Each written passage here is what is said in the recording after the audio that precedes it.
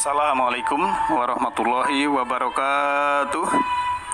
Alhamdulillahilladzi anzala ala abdihil kitaba wa lam yaj'al lahu iwaja la ya'tihil batilu min baini yadayhi wala min khalfihi tanzilum min hakimin hamid.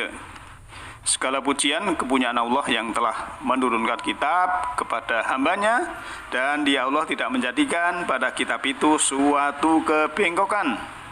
Kitab itu tidak didatangi oleh kebatilan, baik dari depannya maupun dari belakangnya. Dan kitab itu turun dari Allah yang maha bijaksana lagi maha terpuji. Ikhwaniddin, kajian Majelis Taklim Nurul Huda yang insya Allah dirahmati oleh Allah Subhanahu wa Ta'ala. Kita jumpa lagi dalam kajian malam ini. Marilah kita senantiasa bersyukur kehadirat Allah Subhanahu wa Ta'ala bahwa kita masih diberi keberlimpahan hidup, kita masih diberi kesempatan, kesehatan, kenyamanan, kedamaian, keselamatan, yang semua itu karena Allah Maha Pengasih lagi Maha Penyayang. Nah, pada malam ini kita masih berbincang-bincang tentang ma'rifatullah dan juga meniti ke dalam diri untuk mencintai Allah Subhanahu wa Ta'ala. Kalau orang saling mencintai, yaitu baik dengan apapun, dengan siapapun, apalagi dengan Allah, itu kan cirinya ada 3. Orang yang saling mencintai itu kan saling mengenal, yang pertama. Jadi kita kalau cinta Allah, ya kita harus mengenal Allah, ma'rifatullah. Jangan sampai kita belum mengenal Allah tapi merasa mencintai Allah, kan tidak logis ya. Kita makanya harus mengenal dulu. Maka ada istilah dalam sejarah itu, Nabi mengatakan awaluddin ma'rifatullah. Awal agama itu adalah ma'rifatullah. Itu memang sesuai dengan ayat juga. Yang kedua, yang orang yang saling mencintai itu kan juga sering berjumpa.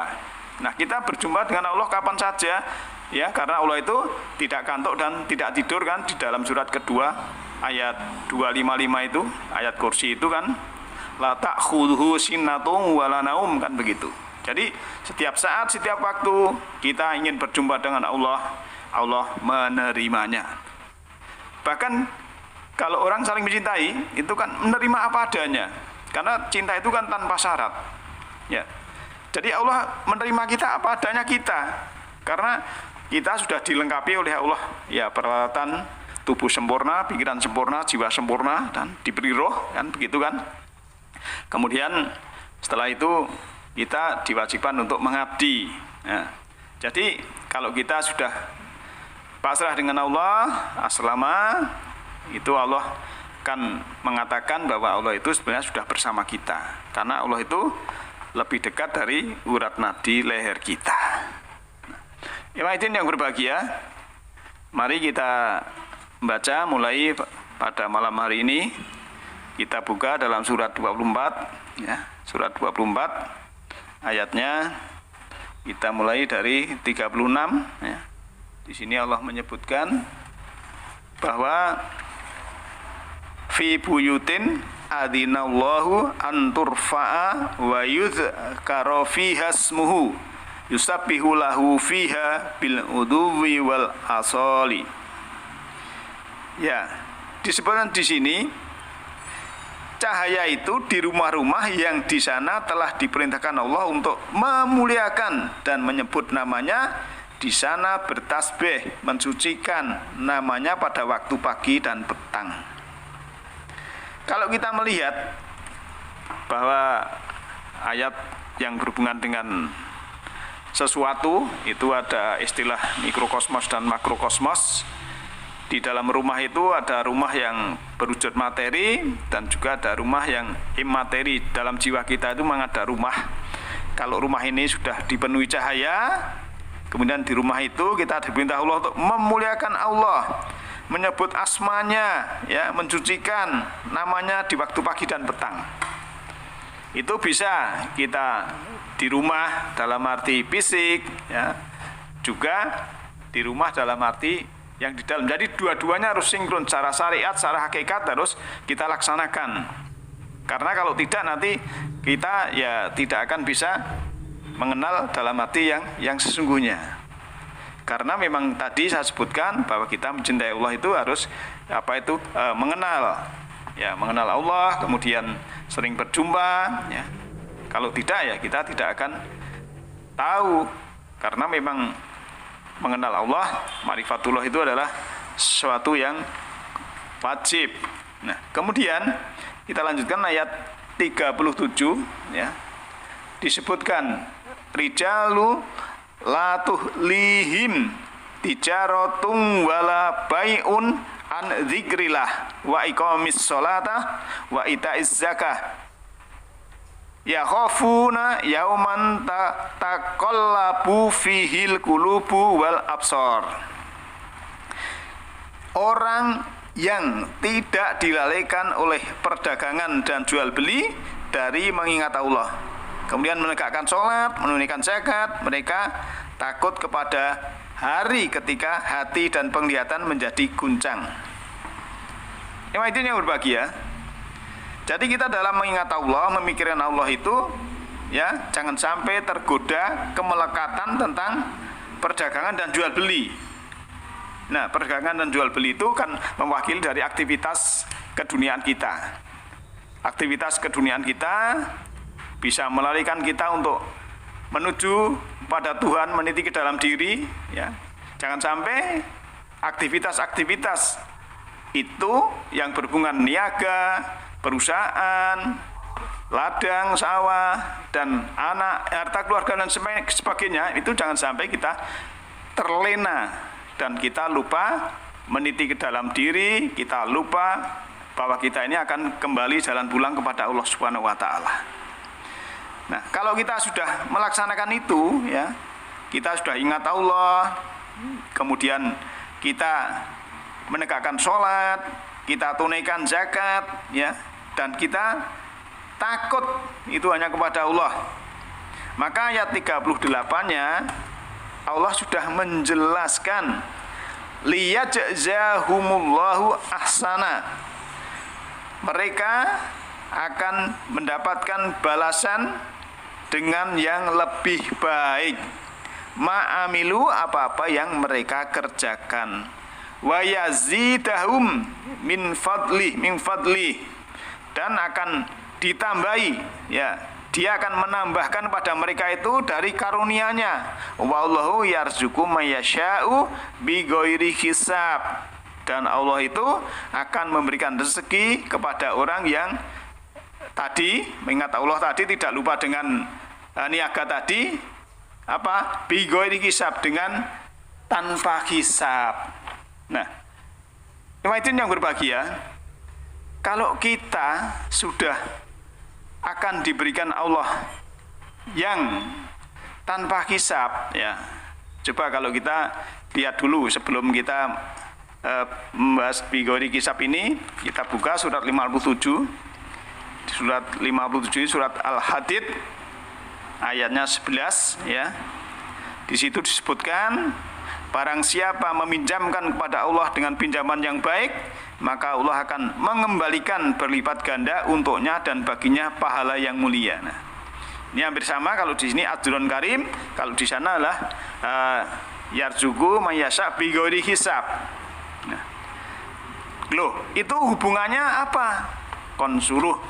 Disuruh mengingat Allah, suruh dekat pada Allah, suruh menegakkan sholat, kemudian zakat, tapi diberi rezeki tanpa batas. Ternyata kalau kita melihat ya, di dalam surat 57 ayat 12-nya itu memang kita juga apa ya, Allah memberi yang tak terbatas. Ya, pada hari engkau akan melihat orang-orang yang beriman laki-laki dan perempuan, betapa cahaya mereka bersinar di depan dan di samping kanan mereka. Pada hari ini ada berita gembira untukmu, yaitu surga-surga yang mengalir di bawahnya sungai-sungai. Mereka kekal di dalamnya, demikianlah itu sebagai kemenangan yang agung. Ya, ini saya cuplikan dari terjemahan Depak. Nah, walaupun banyak sekali terjemahan, kalau di surga itu kan yang bergerak siang-siang di bawahnya, itu ada tema yang tersendiri. Namun kita intinya di sini bahwa kita dalam meniti ke dalam diri, dan juga ma'rifatullah ini, Allah akan memberikan rizki yang tanpa batas. Nah, di dalam surah 57 ayat 11 tadi, itu telah disebutkan bahwa siapa yang meminjamkan pada Allah, ya kalau kita mengerti, kita ini kan terbatas. Kalau kita yang terbatas itu meminjamkan sesuatu kepada Allah, Allah akan memberi yang tak terbatas. Nah, ini janji dari Allah. Maka ya harusnya kita mengerti. Sekarang rezeki yang tak terbatas apa? Coba misalnya Bapak Ibu kaya raya, mobilnya banyak, rumahnya banyak, perusahaannya banyak. Apakah itu tidak terbatas? Terbatas. Orang yang paling kaya di Indonesia ataupun bahkan di planet bumi ini siapa? Perusahaannya mungkin ya seperti Microsoft dan lain sebagainya itu. Tapi apakah itu tak terbatas? Itu terbatas. Rezeki apa yang Allah menyebutkan tidak terbatas? Ternyata ya Allah itu sendiri yang sudah kita kenal. Itulah sebetulnya rezeki yang tak terbatas. Maka dalam surah 24 ayat 36, 37, 38 itu kan orang yang tidak lalai dari perdagangan dan niaga selalu menyebut asma Allah. Ya, selalu ingat pada Allah, selalu memberikan perhatian waktunya untuk berjumpa dengan Allah. Maka akan mendapatkan rezeki bighairi hisab, rezeki yang tanpa batas. Berarti sesuatu yang tak terbatas itu sifatnya bukan materi tapi immateri. Nah, orang yang sudah diberi Allah pahala yang tanpa batas itu ya sudah menjadikan dirinya itu berjiwa stabil, punya ketenangan, punya ketenangan yang seperti seperti sifat bumi ini kan adil. Apapun yang ditanam itu kan tumbuh berbuah tanpa melihat siapa yang menanam. Nah, kalau kita sudah punya ketenangan, itu apapun yang kita pikirkan akan menjadikan sesuatu yang indah, tidak mudah marah, tidak mudah sedih, bahkan tidak mudah lupa, tidak mudah sakit. Karena energi harus kita tata. Itu akan menjadikan kemanfaatan yang banyak. Badan ini berenergi, energik, kerja kita mungkin juga bisa menjadi mapan dan ada kegiat karena kita sudah ada energi dari Allah yang tak terbatas. Kemudian hemat apa yang kita dapat, bisa berkasih sayang dengan keluarga, membantu masyarakat. Kalau kita bersosialisasi dalam arti amal sosial, kemudian kita juga punya sifat yang lemah lembut, mewarisi sifat Allah yang lemah lembut itu.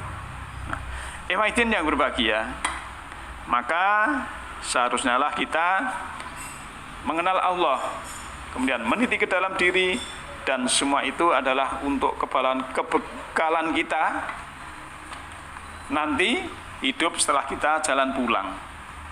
Selalu saya ingatkan bahwa kita waktu di ketuban ibu yang kita ingat hanya Allah, karena mata kita tertutup oleh ketuban, hidung kita tertutup oleh ketuban, mulut kita tertutup oleh ketuban, bahkan nafas kita pun itu lewat seorang ibu. Nah, di situ yang kita kenal, yang kita makrifat itu hanya makrifatullah. Kita belum mengenal harta, belum mengenal keluarga, belum mengenal materi yang sifatnya glamor dan lain sebagainya. Nah, itulah nanti kalau kita mau kembali, sebetulnya yang tahu jalan pulang dia akan seperti itu. Jangan sampai ada kemelekatan yang dimana kemelekatan itu adalah menjauhkan kita dari Allah. Maka sebetulnya orang yang tidak mengenal Allah itu akan kebingungan, kebimbangan. Di mana saya akan kembali? Karena kalau sudah ada pertanyaan di mana akan kembali, berarti dia masih bimbang dan tidak tahu arah. Nah, orang yang tidak tahu arah itu akan kesana kemari akan mencari sesuatu yang tidak jelas, akhirnya hanya kira-kira, hanya dzon. Oleh karena itu, kalau kita sedikit demi sedikit mau memahami apa yang ada di dalam petunjuk Allah, Allah akan menunjukkan secara tidak langsung maupun langsung ayat-ayat Allah, baik itu yang berupa qauliyah, yang kauniyah. Dan perlu kita jelaskan bahwa ayat kauniyah itu ada yang muhkamat, ada yang mutasabihat. Demikian juga ayat kauliyah ada yang muhkamat, ada yang mutasabihat. Dan itu semuanya kalau kita mau memikirkan, mau tilawah, mau tadabbur, kita akan mendapatkan petunjuk yang sangat luar biasa, rezeki dari Allah yang tak terbatas. Jadi rezeki Allah yang menjanjikan tak terbatas itu adalah berupa petunjuk, dan Allah itu sendiri akan bersama kita. Karena innallaha ma'al ladzina taqaw wal ladzina hum muhsinun. Surat 16 ayat 128, bahwa Allah bersama orang-orang yang bertakwa dan bersama orang-orang yang berbuat baik. Nah, demikian malam ini, mudah-mudahan ada manfaatnya, dan kali kita bisa sambung lagi. Nasrun minallahi wa fathun qarib. Alhamdulillahirabbil alamin. Assalamualaikum warahmatullahi wabarakatuh.